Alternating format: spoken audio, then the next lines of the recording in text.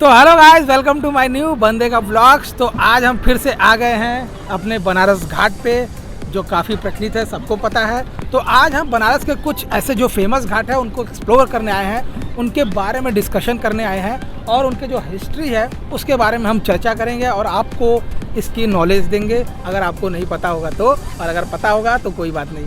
तो चलिए आज शुरू करते हैं वीडियो को। और अगर वीडियो पसंद आएगा तो प्लीज़ वीडियो को लाइक ज़रूर कर देना और कमेंट करके बताना कि आपको घाट, कौन सा घाट आपका बेस्ट घाट है। और साथ में अगर चैनल पे नए आए हो तो चैनल को सब्सक्राइब ज़रूर कर देना, याद से कर देना, ठीक है। तो चलिए वीडियो को शुरू करते हैं। तो हमारे सामने जो घाट दिख रहे हैं वो सामने जैन घाट है, जो मेरे नाम से ही डेडिकेटेड है, लेकिन ऐसा नहीं है, ये जैन रिलीजन को शो करता है। हमारे भारत में कई सारे धर्म हैं, तो उसमें जैन रिलीजन है, उस पे जैन रिलीजन के भी दो भाग है, एक श्वेतांबर और दूसरा दिगंबर। इस प्रथा के लोग ज़्यादातर क्या होता है, वस्त्र को धारण नहीं करते हैं, तो ये उनका आश्रम है। यहाँ पे जैन घाट पे उनका आश्रम है और जैन लोगों के लिए एक तीर्थ स्थान है, तो ये लोग यहाँ पे घूमने आते हैं। जैन धर्म के लोग इस घाट पे विजिट करने देख रहे हैं। इसको पंचकोसी घाट कहते हैं। ऐसा होता है कि पूरे वर्ल्ड में 3 प्रकार के जो होते हैं तीर्थ यात्रा बहुत ही फेमस है। पहला जापान में, दूसरा स्कॉटलैंड में और तीसरा हमारे वाराणसी में, जिसको पंचकोसी यात्रा करते हैं। इस यात्रा का मेन पर्पज होता है मोक्ष की प्राप्ति। तो गाइस अब देखिए मेरे सामने जो हो रही है वो आरती कितनी ही खूबसूरत हो रही है। 2 घाटों पे यहाँ पे आरती होती है। वो घाट जो है जिसमें सप्तऋषि आरती हो रही है, उसमें 7 लोग आरती करते हैं। और ये घाट है, इस पे दशाश्वमेध घाट है, इस पे भी आरती हो रही है। आरती जो होती है ये 4 प्रोसेस में डिवाइड होती है। जो पहली आरती होती है वो शंखनाद होती है, एक शंख बजता है, माँ गंगा का आवाहन होता है। और दूसरा जो स्टेप है वो देखिए, वो जो धुएं जला के किया जा रहा है, ये गंगा आरती, गंगा अभिनंदन हो रहा है। इसमें माता गंगा की अर्चना हो रही है। इसके बाद जो तीसरा स्टेप आता है वो शिव की आरती होती है, जिसको शिव तांडव बोला जाता है। और उसमें क्या होता है कि शिव की भी आराधना होती है। तो ऐसे ये 4 भागों में डिवाइड होता है। बहुत ही खूबसूरत आरती होती है, बहुत ज़्यादा स्पिरिचुअल होती है। अगर आप अपने बॉडी को 2 मिनट के लिए, अपने माइंड को 2 मिनट के लिए फ्री कर देंगे, आप पूरे यूनिवर्स की एनर्जी अपने बॉडी में फील करेंगे। तो आरती का मतलब यही होता है कि पूरे संसार, पूरे यूनिवर्सल एनर्जी को अपने बॉडी में फील करना, इसीलिए यहाँ पे ये आरती होती है। तो गाइस मेरे पीछे ये जो दशाश्वमेध के अगला घाट है, ये ब्रिजरामा घाट है। और इस ऊपर आपको जो बिल्डिंग दिख रही है, ये ब्रिजरामा पैलेस बिल्डिंग है, जो बनारस के टॉप 5 स्टार होटल में ये बिल्डिंग आती है। इसके अंदर का नज़ारा बहुत ही खूबसूरत है। पुरानी इमारतें हैं, कालीन है, इनके जो रख रखाव करते हैं, इनके जो एम्प्लॉय बहुत ही अच्छे हैं। और ये सबसे एक्सपेंसिव होटल है बनारस का। मैं आपको बता दूं, पर डे का इसका जो प्राइस है लगभग 20,000 है। अब आगे चलते हैं।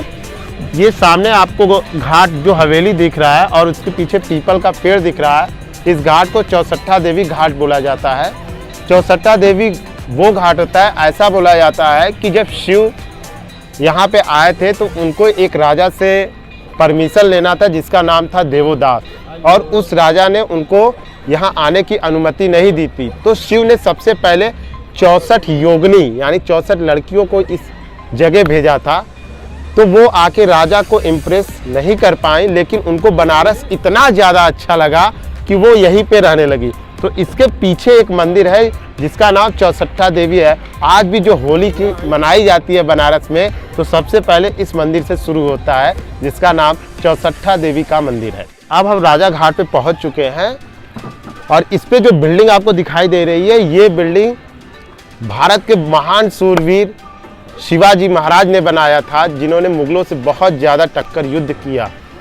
तो ये घाट बहुत ही फेमस है और महाराष्ट्र के लोग सबसे अधिक इस घाट पे विजिट करते हैं। तो गाइस अब हम आ गए हैं, आगे जो घाट देख रहे हैं ये केदारेश्वर घाट है और यहाँ पे अभी पूजा आरती चल रही है।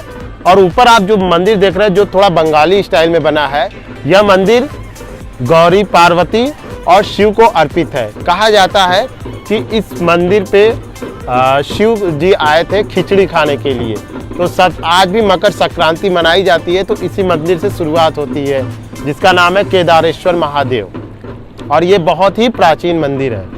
अब जो आप मेरे सामने घाट देख रहे हैं, ये हरिश्चंद्र घाट है, जो राजा हरिश्चंद्र को डेडिकेटेड है। ऐसा कहा जाता है राजा हरिश्चंद्र को जब वनवास मिला था तो वो यहीं पे आके डोम राजा के अंडर में काम किए थे, और उन्होंने यहाँ पे लाश को जलाने का काम किया था। और कुछ दिनों के बाद इन्होंने अपने जो बेटे की लाश यहीं पे जलाई थी। तो और इसके ऊपर अगर आप जाएंगे तो यहाँ पे डोम राजा का घर है, जो सबसे प्राचीन घर माना जाता है।